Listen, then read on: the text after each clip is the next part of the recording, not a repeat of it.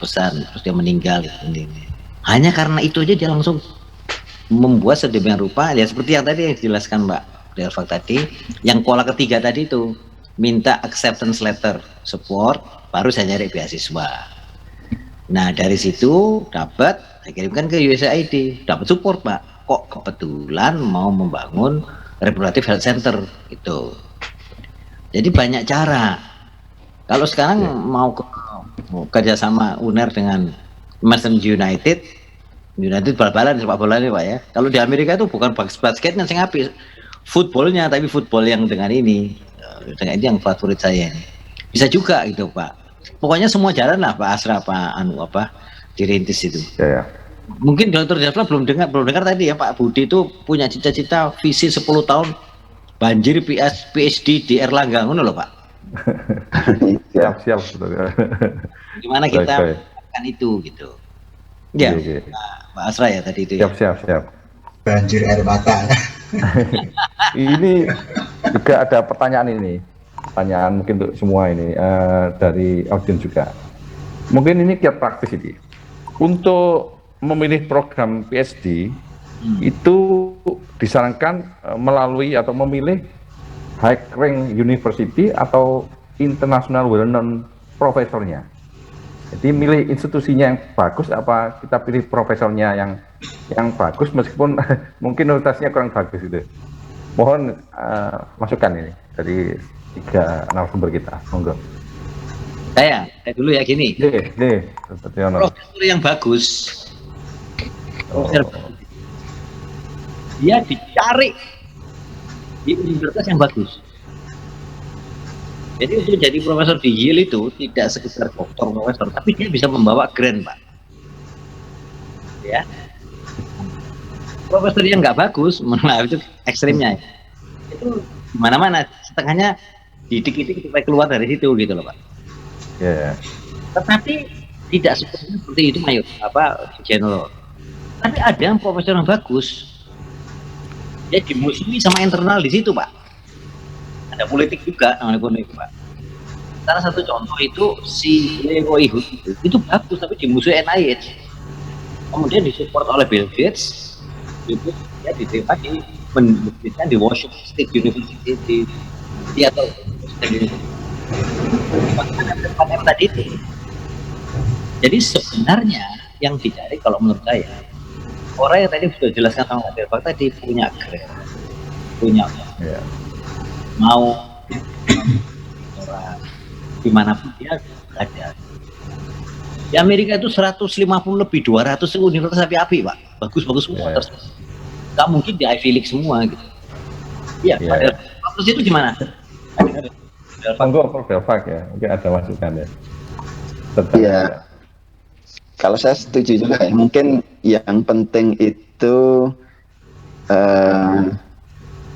minatnya dulu, proyeknya cocok dengan research yang ada di calon supervisornya. Tadi mungkin saya 3P-nya dimulai dengan place dulu, kemudian baru personnya. Mungkin kalau saya harusnya person dulu ya. Person dulu. Tapi biasanya person yang baik selalu ada di place yang baik gitu. Biasanya seperti itu. Dan kedua, di sini juga ada sering disebutkan critical mass. Maksudnya begini, kalau ada satu orang yang brilian, ini dalam level supervisor ya, dalam level PI, tapi dia terisolasi di tempat yang kurang baik, di sini biasanya dia sudah disarankan untuk pindah atau malah pindah-pindah sendiri gitu ya, karena kolaborasi itu penting.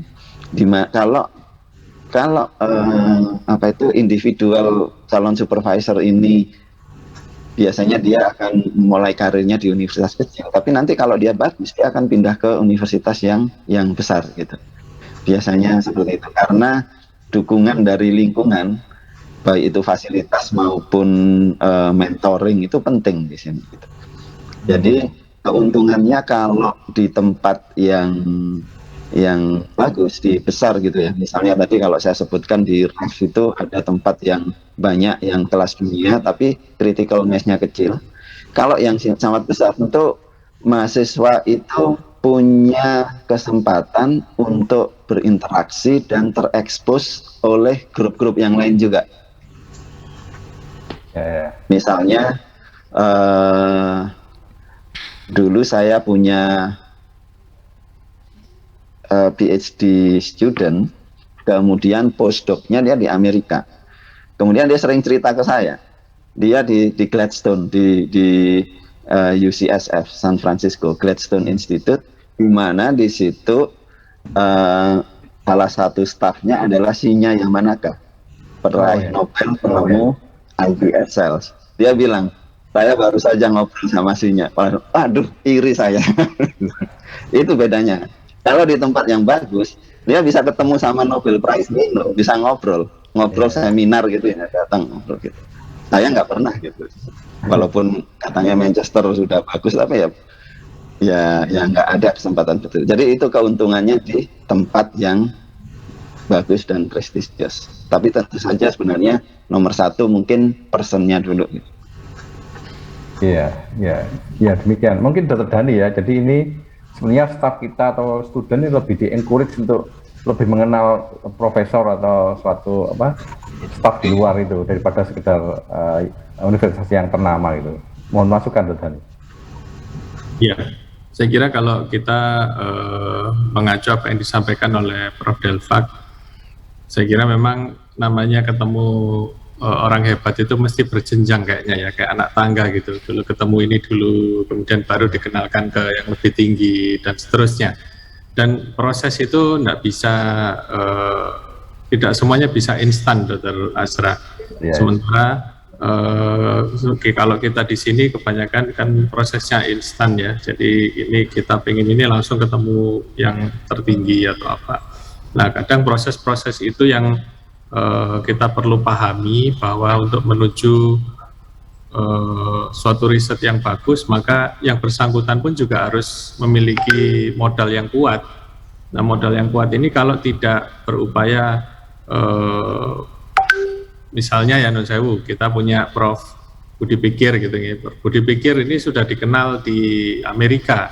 Nah, kalau kita sudah ngenger menjadi asisten beliau selama 1-2 tahun dan mengikuti riset-riset beliau, publikasi beliau, otomatis dari 1, 2, 3 publikasi nama kita kan ada dengan beliau gitu ya. Nah, dengan adanya seperti itu, maka ke depan kita bisa masuk ke orang yang direkomendasikan oleh Prof. Budi Pikir. Nggak tahu nanti ke mungkin ya ke Prof. Delfak atau yang ke yang lainnya begitu. Tapi kan ada pijakannya Prof. Pikir nanti yang jadi pijakan.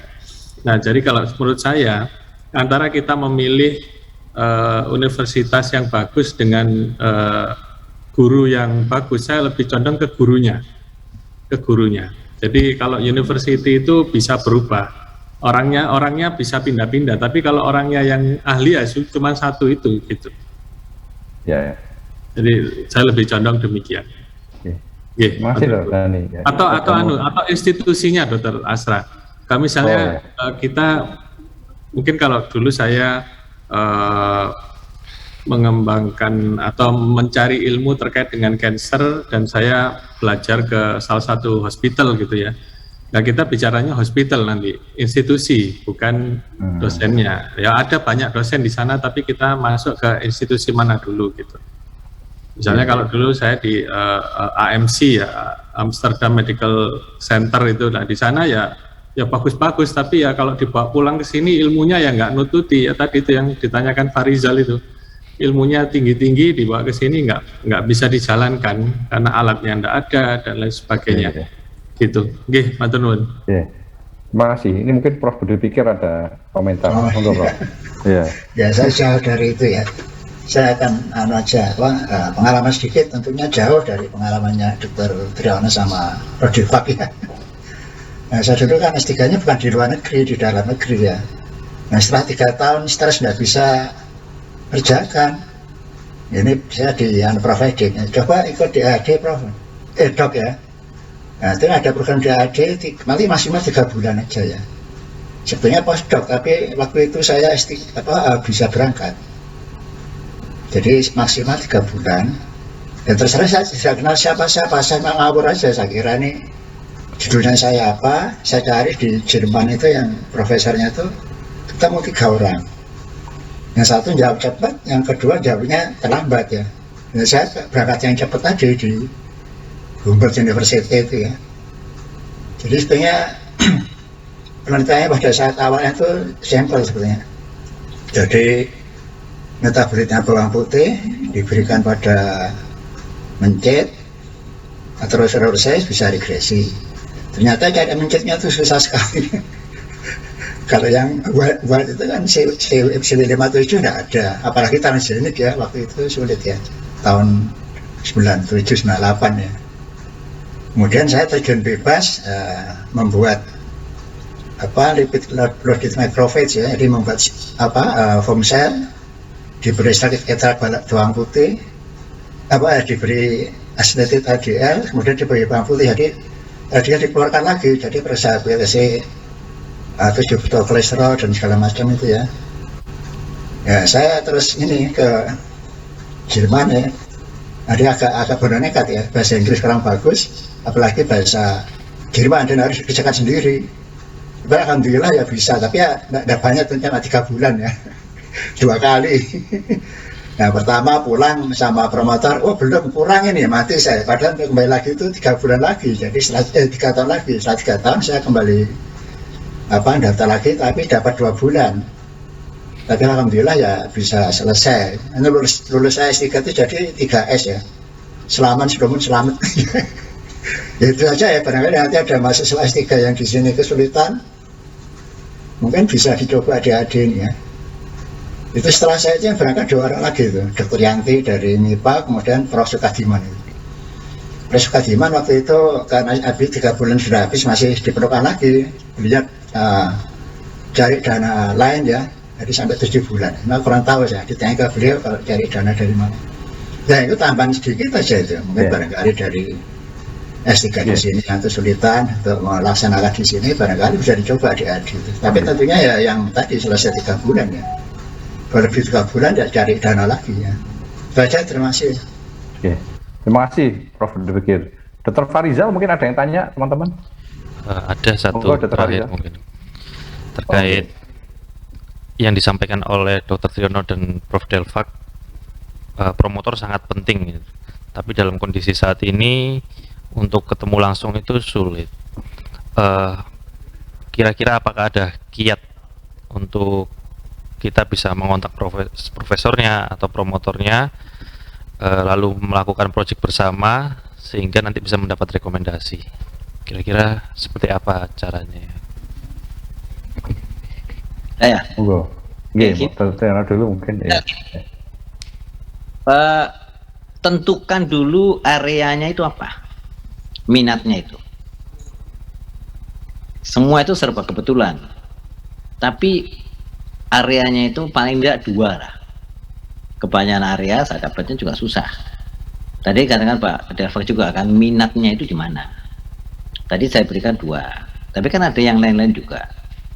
2 itu kan P4, kemudian satu lagi itu yang P4M, satu lagi itu kan AI. Dicari gitu. Nah, tadi kan untuk AI saja itu ada Pak Rian. Pak Rian ITS koncone saat berkabar Pak, seluruh dunia dia sudah kenal. Ya Pak Saura Asra gitu ya. Yeah. Nah, itu salah satu. Jadi Pak Delfak tadi kan juga tidak langsung indirect, yang ketemu ini nanti ini ke sana gitu. Itu langkah berikutnya, tapi minatnya dulu. Gitu Pak Asri, Pak Asras. Ya. Gue Pak. Mungkin Prof. Delfak mungkin ada masukan gitu.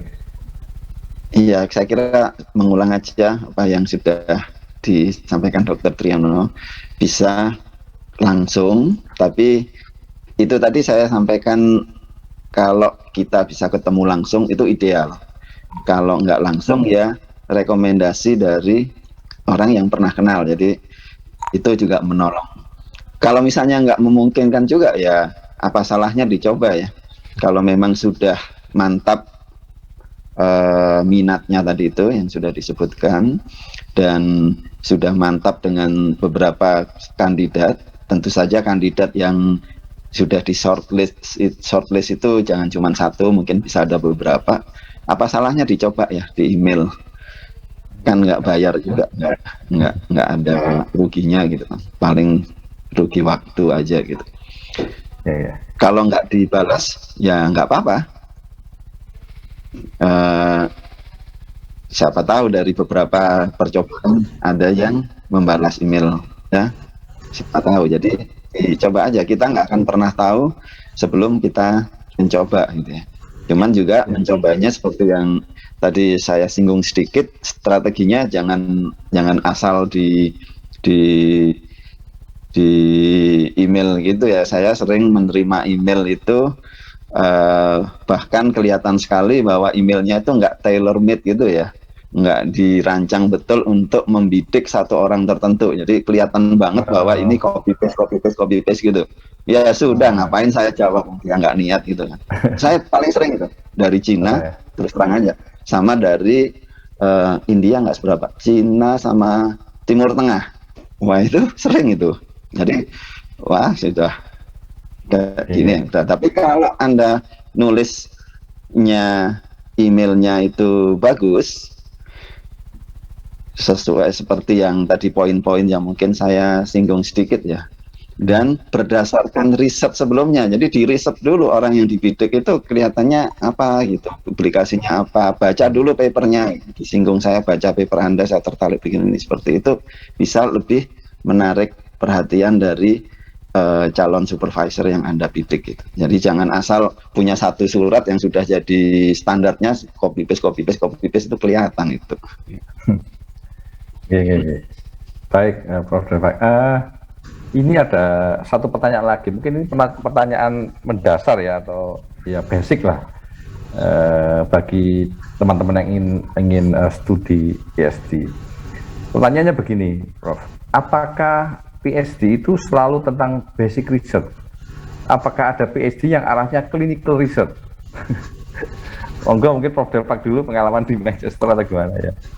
Ya pasti nggak cuma basic research, tadi kan saya bilang ada 3 ya, basic, clinical, sama population science. Nah, tapi yang lebih hebat lagi menurut saya yang bisa menggabungkan 3-tiganya itu. Kalau bisa melakukan research di 3 bidang itu, ya itu bagus. Tapi kenapa sekarang kelihatannya ya, jadi makanya ada pertanyaan seperti itu, saya bisa paham. Kenapa? Karena trennya kan ke sana. Semua orang kok walaupun dia klinisi, tapi selalu ada aspek-aspek molekuler atau aspek-aspek basic science yang dimasukkan di situ. Itu karena persaingannya ke arah sana. Jadi menurut saya itu karena setiap orang seperti yang saya singgung tadi di slide saya, tujuannya kan publikasi. Kalau punya publikasi bagus, dia punya data untuk apply grant selanjutnya. Akhirnya kan seperti itu, supervisor maunya seperti itu. Nah, publikasi sekarang itu selalu harus ada aspek-aspek yang seperti itu untuk dapat publikasi di jurnal-jurnal yang tinggi.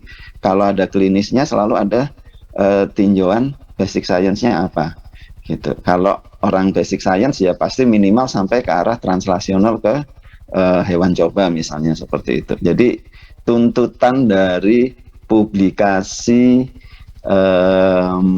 level tinggi itu menurut saya, kenapa kok kelihatannya harus selalu basic science. Tapi sebenarnya ya enggak ya.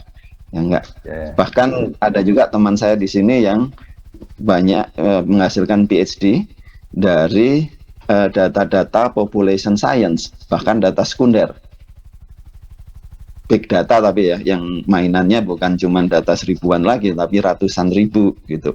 Big data, kalau dapat akses dari data-data yang sudah ada, baik itu level nasional, internasional, atau negara lain, itu gold mine juga itu. Bisa mendapatkan PhD dari situ. Baik, Dr. Dhani, ini gimana ya, kalau dari FK sendiri, kira-kira basic research, clinical research ini gimana ya, Dr. Dhani? Ada saran? Monggo. Terima kasih, Dr. Asra.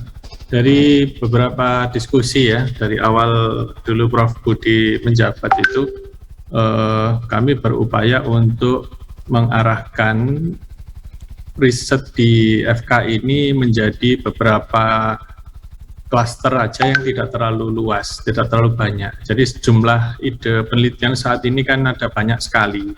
Waktu itu kami sampaikan ke ketua UPPM-nya agar diklasterisasi lebih kecil lagi sehingga nanti fokusnya jelas. Nah, target yang ingin kami berikan kepada beliau-beliau itu adalah produk. Produk itu misalnya ya entah itu paten, entah itu prototipe atau apalah itu, tapi dari kelompok yang sudah diklasterisasi tadi arahnya jelas, Dr. Asra, bahwa nanti ada target. Nah, kalau ada target berarti ada roadmap. Nah, kalau ada roadmap berarti nanti di bawahnya bisa dipecah-pecah menjadi penelitian kecil yang mendukung roadmap tersebut. Jadi misalnya tahun ini yang diteliti ini, tahun ini yang diteliti ini, sehingga harapannya apa? Para peneliti yang sudah ada itu bisa lebih fokus dan yang mau masuk itu bisa milih dan pilihannya tidak terlalu banyak nantinya. Karena kalau nanti kita tidak berfokus seperti itu, risetnya itu menjadi amburadul. Dan kalau nanti dihadapkan dengan grupnya Prof. Delfak seperti tadi ditanya ya grup risetnya apa, ini tidak bisa ngomong nanti. Ya saya riset sendiri, saya ini kan tidak mungkin riset sendiri itu kan, riset ya grup. Nah grup riset ketuanya siapa nanti ini begitu. Ya ini yang mungkin kalau di ITD itu sudah ada misalnya stem cell itu dulu ketuanya Prof. Edik, kemudian yang bagian kansernya siapa, yang bagian kardionya mungkin dulu Prof. Budi Pikir, terus yang lainnya siapa gitu. Nah ini kan akhirnya banyak cabang-cabang dari riset utuh yang namanya stem cell. Nah sebenarnya dari kami mengarahkan demikian Dr. Asra, tapi untuk kedepannya terus terang kami masih ingin berkembang menuju ke yang lebih baik, bagaimana men-setting riset yang ada di FK UNER ini sehingga riset kita lebih berkembang, lebih terarah dan publikasinya juga semakin jelas. Demikian Dr. Asra. Oke. Baik, terima kasih Dr. Dhani. Ini karena waktu sudah habis ya untuk sesi pertama ini. Mungkin kita cukupkan sekian dulu. Terima kasih Prof. Delfak. Prof. Delfak ini di Manchester jam berapa ya, Prof. Delfak ya? 6. Ini 6 jam ya? 5.30. Oh, waduh, sudah di rumah ini ya, sudah di apartemen ya? Iya. Kita mengganggu sekali, terima kasih ini. Nggak apa-apa. Dengan senang hati. Iya. Nggak bisa tidur lagi. Oh iya. Sekali lagi terima kasih. Terima kasih Prof. Delfak. Saya hanya mengingatkan begini ya, Pak Dhani ya. Iya. Dulu itu waktu saya di Bappenas di Bioliptek, istilah produk prototipe itu ada di dunianya seperti LIPI, product development, elektronik dan sebagainya. Nah, kehadiran Pak Sangkot itu bukan untuk itu. Jadi istilah produk itu hati-hati kalau kita terjemahkan di dalam dunia penelitian di rumah sakit. Ini perguruan tinggi. Product development itu berbeda dengan science base untuk menginformasikan hal-hal yang ada skill untuk ditransfer masuk ke industri. Nah sekarang ini dengan adanya BRIN ini menurut khawatir saya, karena apa-apa diminta produk itu kembali ke zaman kita perguruan tinggi. Betul-betul yang dibuka Pak Delfak itu tidak menyinggung tentang prototipe atau produk ya Pak Delfak ya? Iya, iya. Saya ada sedikit juga nanti kalau putus Pak Trian. Kaya dengan informasi yang industri nggak bisa tanpa itu. Coba lihat ya, vaksin mRNA, vaksin apapun tanpa science based teknologi nggak akan jadi itu vaksin. Kan gitu ya Pak Delfak ya, itu kita perlu sesi lain itu nanti itu. Iya, iya. Mungkin sedikit tambahan sedikit aja, 2 menit ya. Pengalaman saya selama 4 tahun pernah diminta menjadi anggota di selection committee untuk grant ya tingkat nasional di UK. Saya anggota di situ, tugasnya mereview dan memilih mana yang mau didanai atau tidak. Kemudian direkturnya atau ketuanya itu profesornya yang jadi chiefnya itu memberi pesan kepada anggota komite bahwa semua kalian harus memperhatikan impact untuk menentukan mana yang didanai atau tidak. Kemudian dia bilang, impact itu ada dua. Satu, translational impact. Ini karena komitenya kardiovaskular ya. Jadi sudah jelas medical, kardiovaskular. Translational impact. Yang kedua, scientific impact. Jadi dua itu. Kalau dua ini tidak ada ya jangan didanai. Tapi tidak harus translational impact. Scientific impact kadang-kadang intangible, tidak terlihat. Tapi itu juga penting. Jadi itu yang ditekankan oleh profesor yang sudah sangat senior, sudah sangat ternama, bosnya dari pemberi grant se-Inggris memberikan seperti itu. Jadi itu pentingnya dua, jangan melupakan ada clinical translational impact produk, tapi ada juga scientific impact yang juga dihargai cukup besar. Oke. Terima kasih Prof. Delfak. Saya kira rangkuman yang cukup jelas dari semua pertanyaan tadi. Baik, terima kasih karena ini sudah habis waktunya. Kami sekali lagi mengucapkan terima kasih kepada Bapak Wadek 1, Dr. Ahmad Gus Romdoni, Dr. Triyono dari Jakarta, Prof. Delfak jauh-jauh dari Manchester. Terima kasih atas share-nya. Semoga bermanfaat bagi student-student ini, banyak dari bukan di luar Surabaya juga banyak ini, student di luar Surabaya di Indonesia. Semoga bermanfaat dan insya Allah mereka akan lebih banyak ingin melanjutkan studi PhD di luar negeri. Terima kasih sekali lagi. Kurang lebihnya saya mohon maaf. Billahi hidayah. Wassalamualaikum warahmatullahi wabarakatuh. Kami kembalikan ke MC. Monggo Mbak MC. Ya.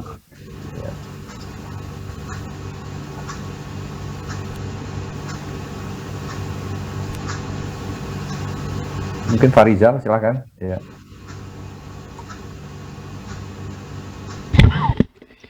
Tes ya. Terima kasih banyak kepada para pemateri, Dr. Asra, Dr. Romdoni, Dr. Triyono, dan Prof. Delfak. Ini menjadi awal yang baik ya, menjadi motivasi untuk teman-teman semua.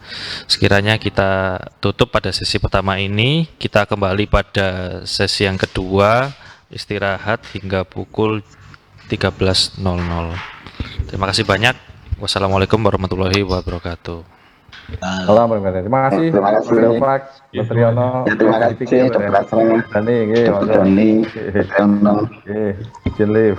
Saya mohon pamit dulu ya. Sama-sama. Prof. Delfak. Dr. Triyono. Monggo.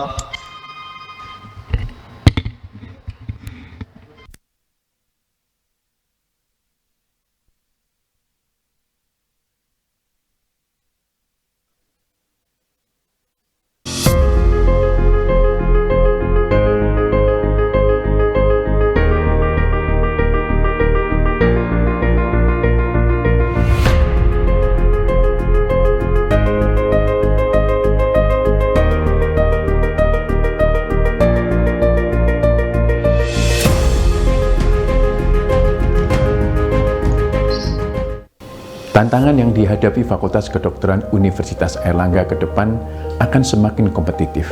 Maka diperlukan strategi yang tepat untuk membawa Fakultas Kedokteran Universitas Airlangga menjadi world class medicine faculty. Salah satunya dengan pengembangan